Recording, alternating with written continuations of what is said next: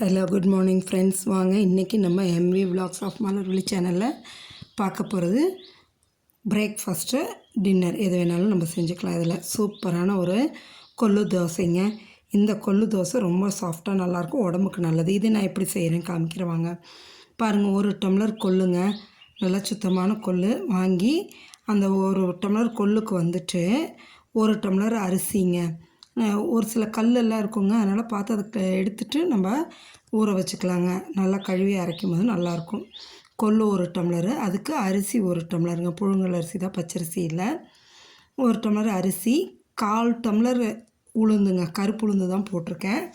இந்த கருப்பு உளுந்தை ஊற வச்சுட்டு அதிலே போட்டுடலாங்க. தனியாலாம் ஊற வைக்க வேண்டாம், தோலும் எடுக்க வேண்டாங்க. அப்படியே போட்டு அரைக்கும் போது நல்லா ஹெல்தி தான். அதோட கொஞ்சோண்டு வெந்தயம் போட்டுடலாங்க. போட்டு இந்த 4ஐயுமே ஒன்றா அப்படியே 4-5 தண்ணி ஊற்றி நல்லா கழுவி ஊற்றிட்டு ஊற வச்சிடணுங்க. ஊற வைக்கிறது வந்து மினிமம் 8 ஹவர்ஸ் ஊறணுங்க. 8 மணி நேரம் ஊறணும். ஊறிச்சினா தான் நம்மளுக்கு நல்லா அரைஞ்சி வர்றதுக்கு நல்லா இதாக இருக்கும். மாவும் நல்லா எப்படி சொல்கிறது, சாஃப்டாக நல்லா ப்ளஃபியாக வருங்க. 8 மணி நேரம் ஊறினதுக்கப்புறம் இதை நீங்கள் மிக்சிலேயும் அரைச்சிக்கலாம், கிரைண்டர்லேயும் அரைச்சிக்கலாங்க. நான் வந்துட்டு நல்லா 8 மணி நேரத்துக்கு அப்புறம் பாருங்களேன், தண்ணியெல்லாம் வடிச்சிட்டு நல்லா ஊறிடுச்சு கொள்ளு. இது அரிசி, உளுந்து, வெந்தயம் எல்லாமே ஊறிடுச்சு. தண்ணியை சுத்தமாக வடிச்சிட்டேங்க. அந்த தண்ணியை டம்ளரில் எடுத்து வச்சுட்டு அந்த ஊறின தண்ணியை தான் ஊற்றி அரைக்க போகிறேங்க. நான் கிரைண்டரில் தான் போட்டு அரைக்க போகிறேன். கிரைண்டர்னால் சீக்கிரம் ஆகிடுங்க, மாவு சூடும் ஏறாது. அதனால் நான் கிரைண்டர்லேயே போட்டுறது. போட்டு நல்லா ப்ளஃபியாக நைஸாக ஆகி வந்துடும். பாருங்கள் எந்த அளவு வந்திருக்கு பாருங்களேன். இந்த அளவு நல்லா அரைஞ்சி வந்ததும் எடுத்து கிண்ணத்தில் போட்டு உப்பை போட்டு கரைச்சி ஓவர் நைட் ஃபர்மெண்ட் பண்ணிடணுங்க. இப்போ நான் வந்து இது காலையில் ஊற வச்சு சாயங்காலம் அரைக்கிறேங்க.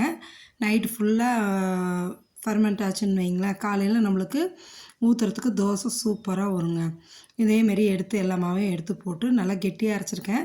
கிரைண்டர் கழுவி அந்த தண்ணி எடுத்து ஊற்றிட்டோன்னு வைங்களேன், கரெக்டாக வந்துடும். சரிங்களா? உப்பை போட்டு கரைச்சி மூடி வச்சிட வேண்டியது தாங்க.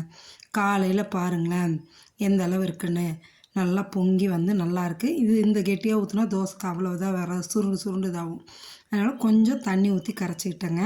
பாருங்கள், கல் காஞ்சதும் அப்படி தோசை ஊற்றணுன்னு வைங்களேன், எந்த அளவு மெலிசாக வேணுமோ மெலிசாவும் ஊற்றிக்கலாம், மொத்தமாகவும் ஊற்றிக்கலாம். அது நம்மளோட சாய்ஸுங்க. மொறுன்னு ஊற்றி எடுத்து சாப்பிட்லாம், அவ்வளோ டேஸ்ட்டாக இருக்குங்க. மொத்தமாக ஊற்றுனீங்கன்னா கொஞ்சம் வெங்காயம்லாம் நறுக்கி போட்டு ஊற்றி எடுக்கலாம், அதுவும் நல்லாயிருக்கும் ஊத்தப்பம் மாதிரியே. அதே சமயம் வந்து இதே வெங்காயம் நறுக்கி போட்டு கடலப்பருப்பு, உளுத்தப்பருப்புலாம் தாளித்து கொட்டி பணியாரமும் சுடலாம், நல்லாயிருக்குங்க. நான் இன்றைக்கி நான் வந்து தோசை தாங்க ஊற்றிருக்கேன். சூப்பராக இந்த பக்கம் இந்தமாரி 2 பக்கமும் பெரட்டி போட்டு எடுத்து இதுக்கு ஒரு பூண்டு சட்னிங்க நல்லாயிருக்கும். இந்த கொள்ளு தோசைக்கும் பூண்டு சட்னிக்கும் அவ்வளோ நல்லாயிருக்கும். இந்த கொள்ளு வந்து வெயிட் லாஸ் பண்ணுறவங்க டெஃபினட்டாக சாப்பிட்லாங்க. ஃபேட்டை குறைக்கக்கூடியது, நல்லா எனர்ஜி கிவிங் ஃபுட்டுங்க. சப்ஸ்கிரைப் பண்ணுங்கள். தேங்க்யூ.